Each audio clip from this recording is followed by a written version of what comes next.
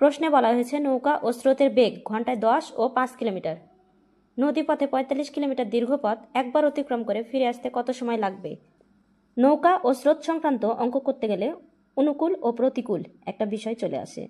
তো নৌকা ও স্রোত যখন একসাথে কাজ করে তখন সেটা হয় অনুকূল অবস্থা, এবং নৌকার বেগের বিরুদ্ধে যখন স্রোত কাজ করে তখন সেটা হয় প্রতিকূল অবস্থা। অনুকূলে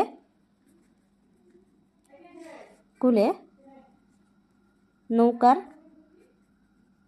বেগ ঘন্টায় কত?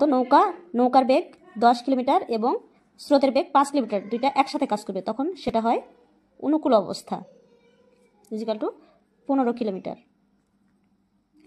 এখন প্রতিকূল অবস্থায়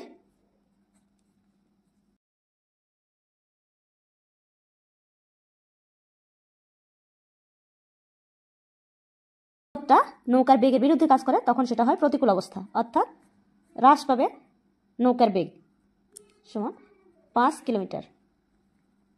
তো এখন বলা হচ্ছে যে 45 কিলোমিটার দীর্ঘ পথ অতিক্রম করে ফিরে আসতে কত সময় লাগবে। অতএব 45 কিলোমিটার দীর্ঘ পথ অতিক্রম করতে সময় লাগে কত?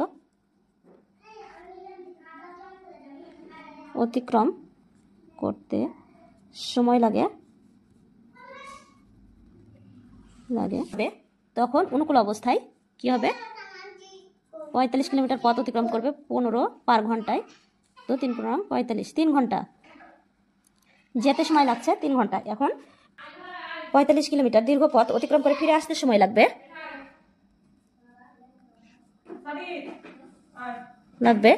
কত? স্রোতের বিরুদ্ধে নৌকা বেগ স্রোতের বিরুদ্ধে কাজ করবে, তাহলে প্রতিকূল অবস্থায় কত কিলোমিটার পার ঘন্টা নৌকার বেগ? 5 কিলোমিটার। তো 5 নং 45, অর্থাৎ 9 ঘন্টা সময় লাগবে ফিরে আসতে। যাতায়াত সর্বমোট সময়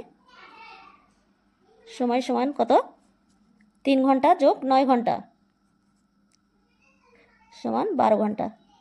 এটাই আমাদের কাঙ্ক্ষিত ফলাফল। এতক্ষণ আমাদের সঙ্গে থাকার জন্য আপনাদের অসংখ্য ধন্যবাদ।